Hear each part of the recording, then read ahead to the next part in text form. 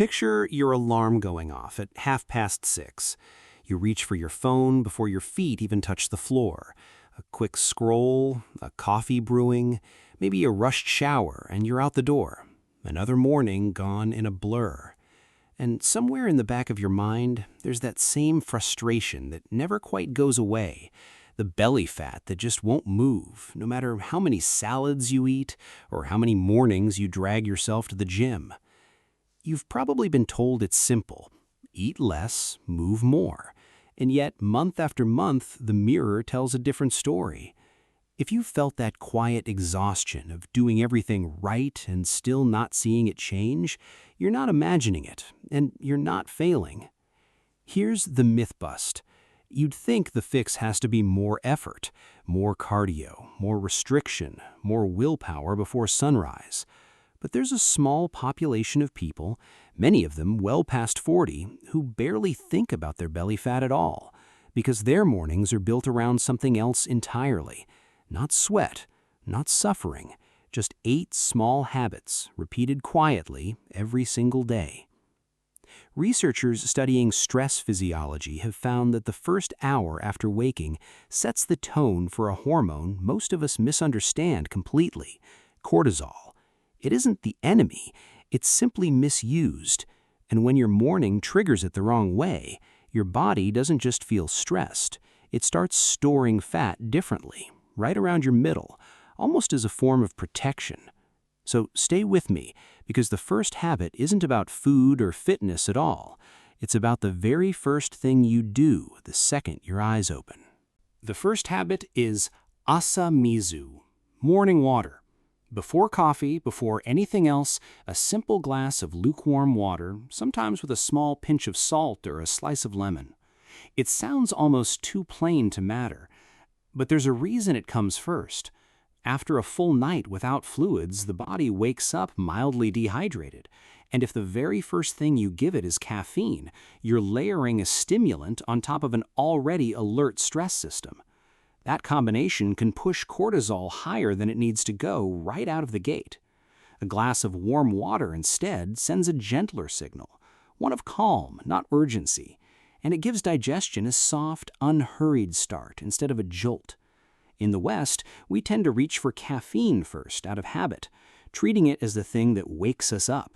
In Japan, waking up is treated as something the body should be allowed to do on its own, quietly, before anything else asks something of it.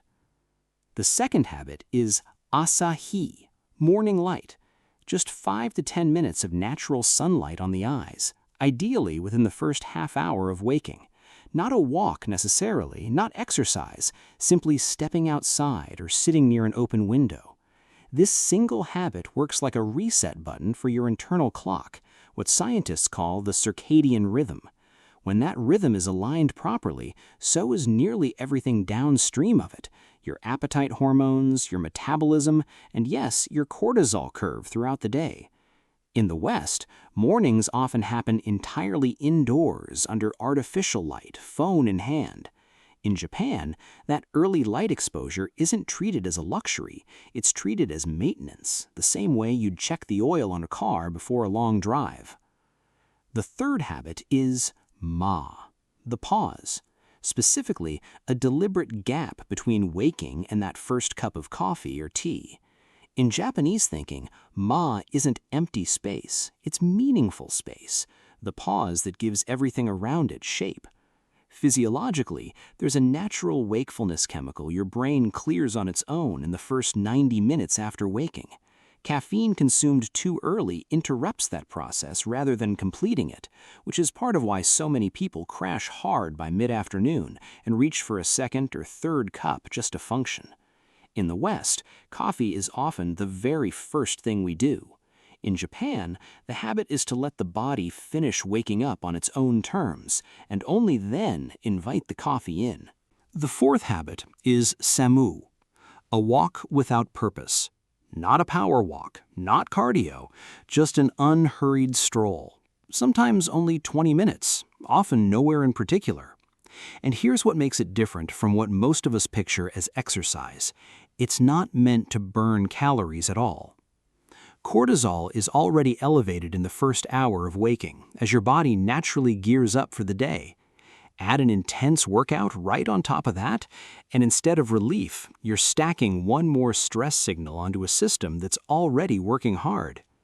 In the West, morning fitness often means pushing harder, sweating more, treating the body like something to be conquered before breakfast. In Japan, the goal is the opposite: movement that soothes the nervous system rather than spikes it, letting the mind settle into the same steady rhythm as the feet. The fifth habit is the hardest one to talk yourself into, because it asks you to give up something that feels harmless: your phone, first thing in the morning. This is seijaku, quiet stillness. No notifications, no emails, no scrolling through someone else's morning before you've even had your own. The moment your eyes open onto a screen, your brain shifts into reaction mode before you've had a single conscious thought of your own. In the West, checking the phone is often the very first motion of the day, sometimes before your feet even hit the floor. In Japan, the first few minutes are protected. No urgency, no outside noise, just enough silence for your nervous system to understand that nothing is wrong and there's no need to brace for anything yet. So there it is. 5 small shifts that add up to something the title promised more of. But that's the real secret. It was never about quantity. Asamizu gives your body a calm start instead of a jolt. Asahi resets your internal clock before the day even asks anything of you. Ma protects your nervous system long enough to let caffeine actually help instead of masking exhaustion. Samu moves your body without stacking more stress onto an already alert system.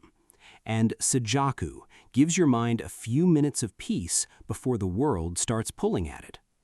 None of this replaces good food, real movement, or decent sleep. Those still matter, and no morning ritual undoes months of neglecting them. But if you've been doing the basics right and still feel stuck, it's worth asking whether your first hour awake has quietly been working against you this whole time without you ever noticing. So tomorrow, before anything else, before the phone, before the coffee, try just one of these. A glass of water.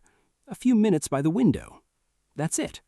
See how the rest of the day feels different. Because the body was never asking you to fight it harder. It was only ever asking for a gentler place to start. If this gave you something worth trying, there's more like it here, so don't forget to like and subscribe. I'll see you in the next one.